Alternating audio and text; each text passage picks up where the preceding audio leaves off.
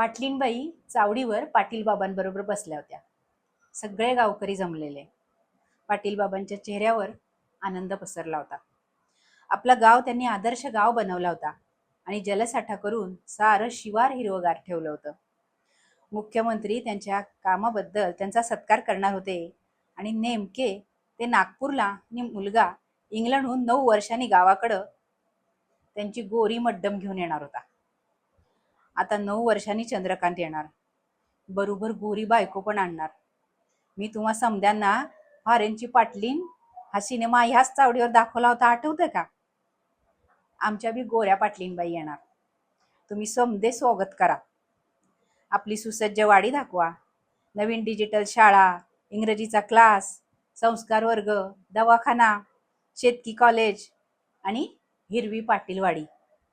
चंद्रकांत म्हणला पाहिजे, काय गुळ लागलाय त्या लंडनला, हिथच राहतो आता, असं इम्प्रेशन मारा गाड्यांनो. पाटलीनबाईंचं मन आनंदानं मोहरून गेलं होतं. चंद्रकांत पुरी 9 वर्ष भेटला नव्हता त्यांना. वयाच्या 21व्या वर्षी गेला, तो आता 30चा झाल्यावर येत होता.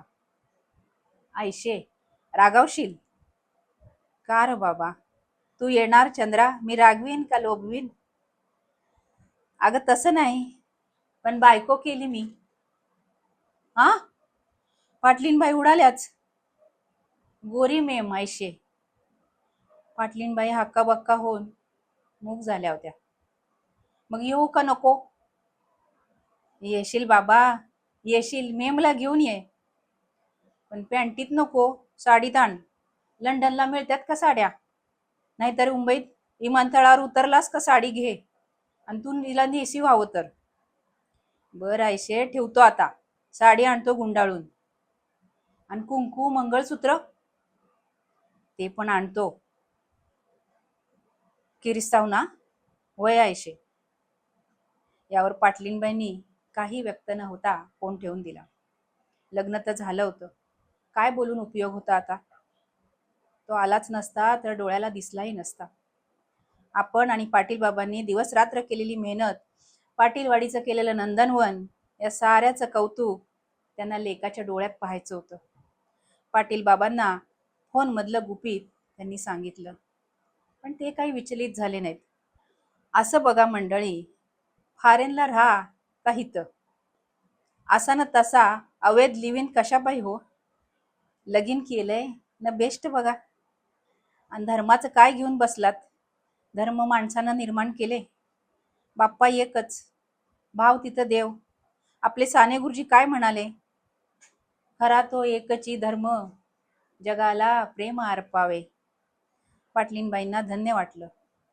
त्यांचा पतिदेव टेन्शन मध्ये नव्हता. मग जग काय का म्हणेना, त्यांना जगाची चिंता नव्हती. असा मग पाटील बाबांचा ताफा नागपुरात गेला. मोठी ढाल न 5 लाखाचं बक्षीस घ्यायला. आणि इकडं चंद्रकांत आपल्या लविकाला म्हणजे गोऱ्या बायकोला घेऊन आला. गावकऱ्यांनी मिरवत मिरवत त्याला घरी आणलं आणि आयुष्यातली 9 वर्ष वजा होऊन गेली. आपल्या लाडक्या चंद्राला बघून त्यांच्या डोळ्यांना अखंड अश्रुधारा लागल्या. व्हाय शी इज क्राईंग? लविकाने विचारलं. हो, she is an emotional fool, Chandrakant म्हणाला. Are we going to stay here? It's very hot. I don't be able to survive here. Okay, darling, we'll go to Aurangabad. त्यांचं संभाषण इंग्रजीतच चालू होतं. पाटलीनबाईंनी डोळे पुसले, औक्षण केलं. आयशे, लई उकड हंडी आहे इथं, चंद्रकांतनी रुजवात केली. आता आत तर येतोस का हितनच माघारी फिरशील? नाही नाही, येतो की. नाश्ता पाणी करा, करतो. सून साडी नेसून आली होती. कपाळावर लाल टिकली लावली होती आणि मंगळसूत्र गोऱ्या पान गळ्यावर किती शोभून दिसत होतं. पाटलीनबाई अगदी कृतकृत्य होऊन तिच्याकडे पाहत होत्या. मग त्या शांतपणे दोघांना आत घेऊन गेल्या. त्यांनी आपली खोली गाठली आणि एसी ऑन केला. थंड झाली खोली. There is no need to go Aurangabad dear Lavika. This emotional fool can look after you both. त्या स्वच्छपणे लख्ख बोलल्या इंग्रजीत. चंद्रा आणि लविका बघतच राहिले. गेली 5 वर्ष कंटिन्यूली शिकते मी इंग्रजी. पाटलीणबाई बोलल्या आणि चंद्राला कुठं बघावं तेच कळेना. श्रोते हो, पाटलीणबाई ही कथा होती डॉक्टर विजया वाड लिखित घर अंगण या पुस्तकातली. या पुस्तकात खूप छान छान छोट्या छोट्या पण अगदी हृदयस्पर्शी कथा आहेत. तुम्हाला अशाच कथा ऐकायला आवडत असतील तर आपल्या ऐकाल तरी वाचाल या चॅनलला नक्की लाईक करा, शेअर करा आणि सबस्क्राईब करा. पुन्हा लवकरच भेटूया. तोपर्यंत ऐकत रहा.